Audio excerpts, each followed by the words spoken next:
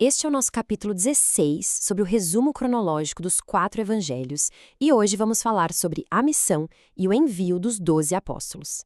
A gente vai analisar aquele momento em que Jesus capacita seus seguidores mais próximos para expandir a mensagem.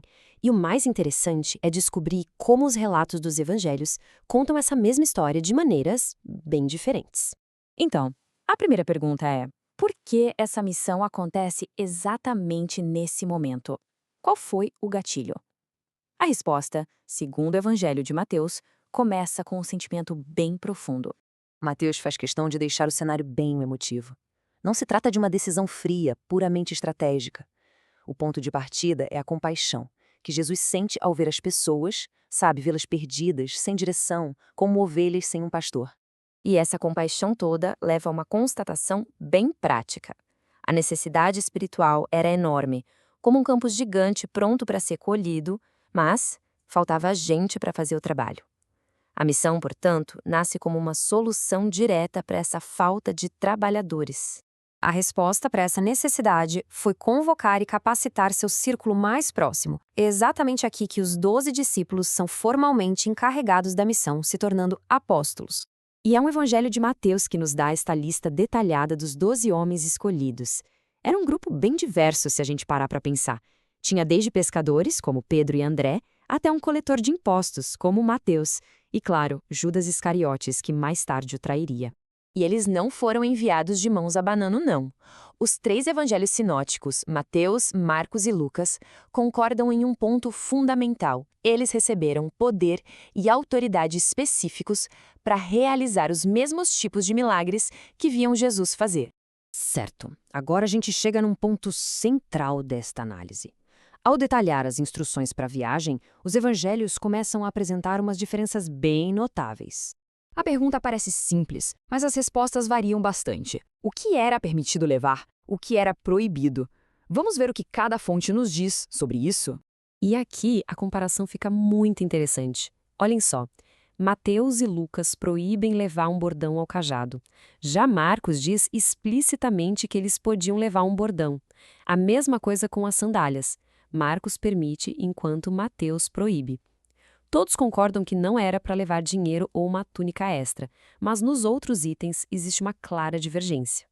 E este slide deixa a contradição escancarada. Não é uma questão de um ter esquecido um detalhe, é uma instrução oposta, preto no branco. Marcos diz, levem apenas um bordão. Lucas diz, não levem nenhum bordão. É um dos exemplos mais claros de como os evangelistas registraram os eventos com focos e detalhes diferentes, talvez para enfatizar pontos teológicos distintos para os seus públicos. Se havia esta discordância sobre o que levar na mala, por outro lado, havia muito mais harmonia sobre como eles deveriam se comportar ao chegar nas cidades. Vamos ver essa parte agora. Aqui, os 3 evangelhos sinóticos estão bem alinhados. As instruções eram claras: encontrar um anfitrião respeitável, não ficar pulando de casa em casa, oferecer uma saudação de paz e, caso fossem rejeitados, fazer aquele gesto simbólico de sacudir a poeira dos pés para mostrar que o vínculo estava rompido. Agora vamos focar numa seção bem longa e muito importante que encontramos apenas no Evangelho de Mateus. Ele vai muito além das instruções práticas que a gente acabou de ver em Marcos e Lucas. Enquanto Marcos e Lucas são mais breves, Mateus dedica um longo trecho para preparar os apóstolos para o que estava por vir. Ele muda completamente o tom da missão, que deixa de ser uma simples viagem de pregação para se tornar um cenário de conflito e perseguição. E os temas aqui são pesados.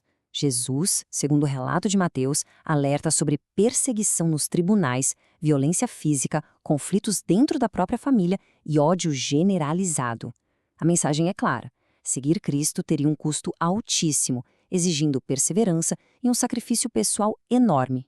Essa citação de Mateus é, talvez, a mais chocante e emblemática de toda essa sessão exclusiva. Ela resume a ideia de que a mensagem do Evangelho não seria recebida de forma passiva, mas que criaria divisões profundas, até mesmo dentro de casa.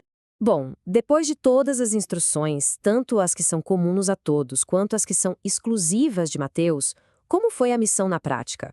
O que os evangelhos nos contam sobre o que de fato aconteceu? Os relatos do resultado são bem concisos. Lucas nos dá um resumão geral. Eles pregaram e curaram por toda parte. Já Marcos, de novo, acrescenta um detalhe único e fascinante que não está em nenhum outro lugar: a prática de ungir os doentes com óleo como parte do processo de cura. É mais uma daquelas pequenas, mas muito significativas diferenças nos registros. E assim a gente chega ao ponto crucial: as diferenças, como a permissão do cajado em Marcos ou os longos avisos de perseguição em Mateus, não são erros, são escolhas.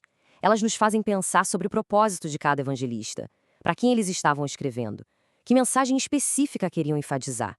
Essas variações são como janelas para a riqueza e a complexidade das primeiras comunidades cristãs. E se você gostou desse vídeo, se inscreva no canal, deixe o like e, se quiser, clique no card que está aparecendo para ver a playlist completa.